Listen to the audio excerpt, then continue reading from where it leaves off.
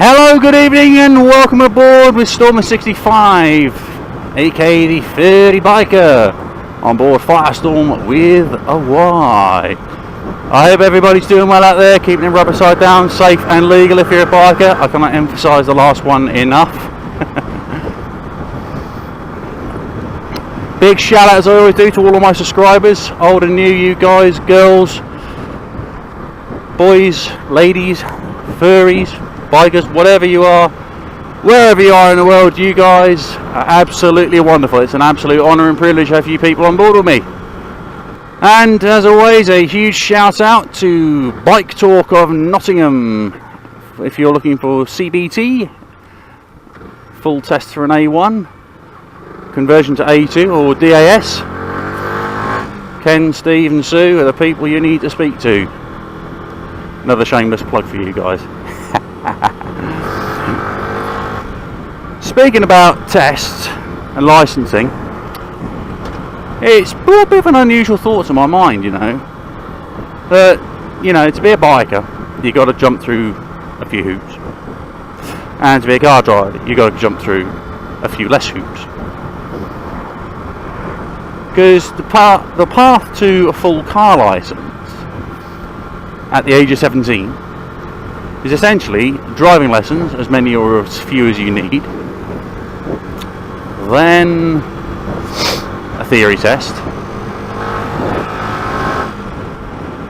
and then your practical test, where you can drive pretty much anything, as long as you can afford to insure it, of course. You can drive pretty much anything, even a fucking Lamborghini or a Ferrari if you want.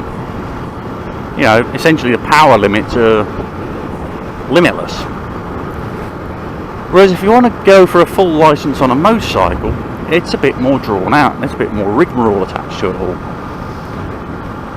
Most notably, that at the age of 16, you can only ride anything up to 49cc on a CBT, which is compulsory basic training. Once you hit the age of 17, you're still restricted to a maximum of a 125, known as your Class A1, your Category A1. So if you want to lose the big white squares or the fuck off big red L's in the middle, which seems to be a target for fucking motorists to try and bully you and all that, you've got to do the following. You've got to do your theory test, your module 1 and your module 2.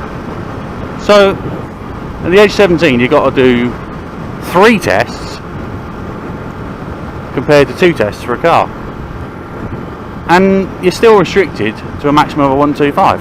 You can't go for your full motorcycle licence, your full unrestricted Category A, until you're at least 24 years old.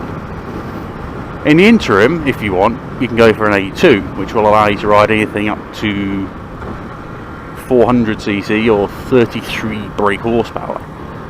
And again, the way I see it, it's a little bit unfair towards motorcyclists, because at the end of the day, it seems that the car drivers are getting the fucking easy way, the easy route when it comes to getting unrestricted licenses.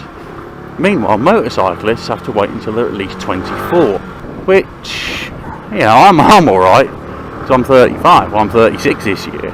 Yes, I'm an old bastard. But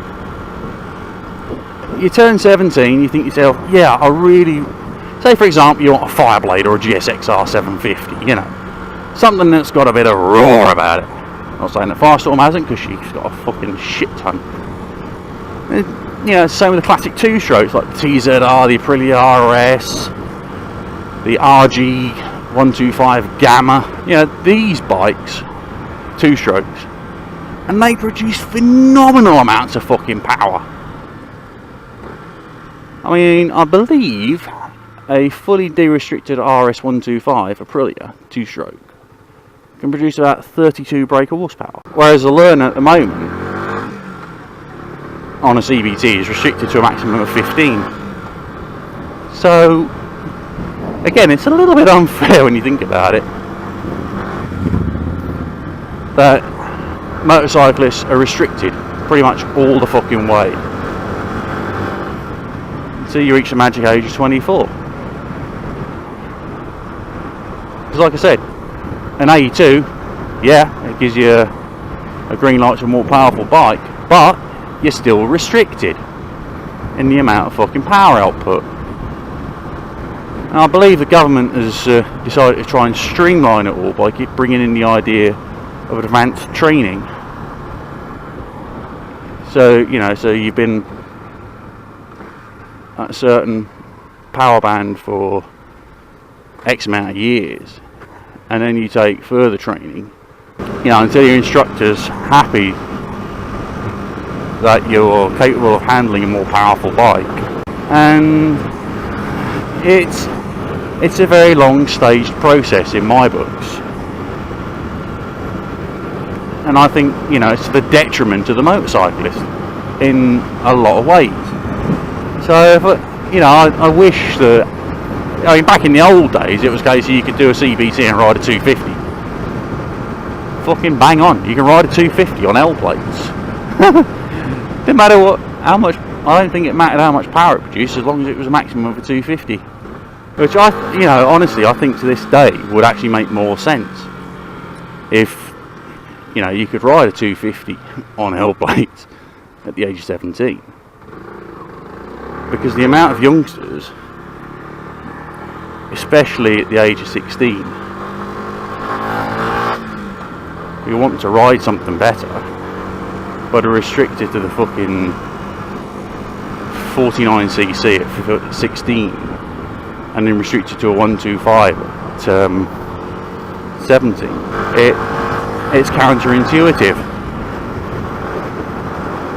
Now, some people will say it allows people to build road sense and shit like that, but I don't know. I mean, sometimes you need that experience of a more powerful bike, and there's only so much, you know, there's only so much you can learn on a 125 until you start taking lessons on a bigger bike. But you can't start taking lessons on a bigger bike until I think it's 21 for an A2 and 24 for a full A. You know, so at the end of the day, motorcyclists are the ones who lose out again. Whereas I stick to my original point here, that at the age of 17, you pass your theory test and your practical test for a car, and you can drive anything as long as you can insure it, pretty much.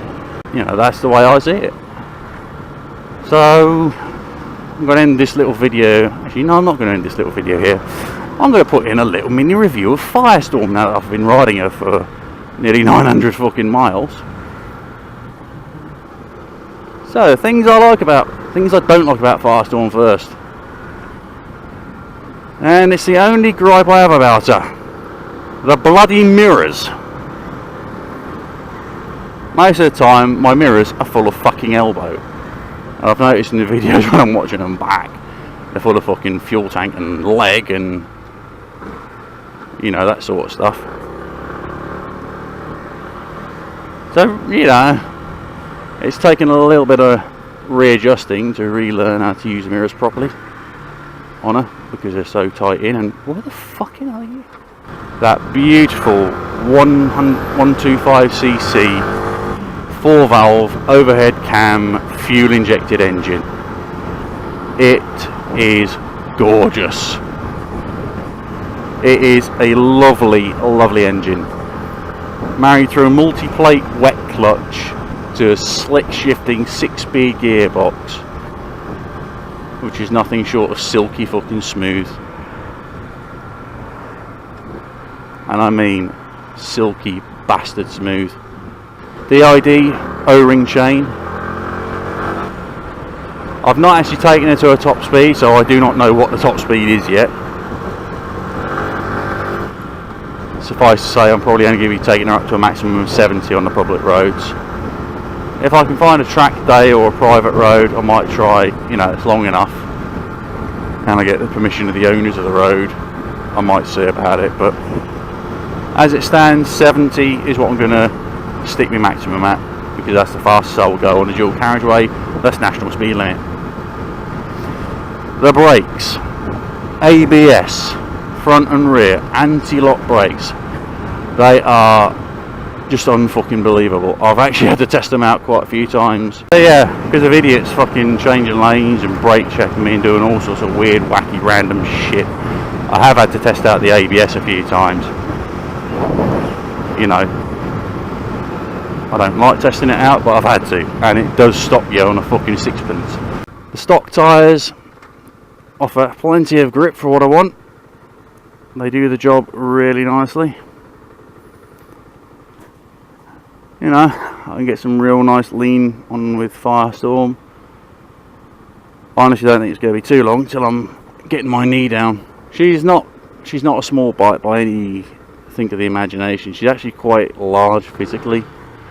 You know, she has a proper big bike feel about her, and I think that's fucking awesome.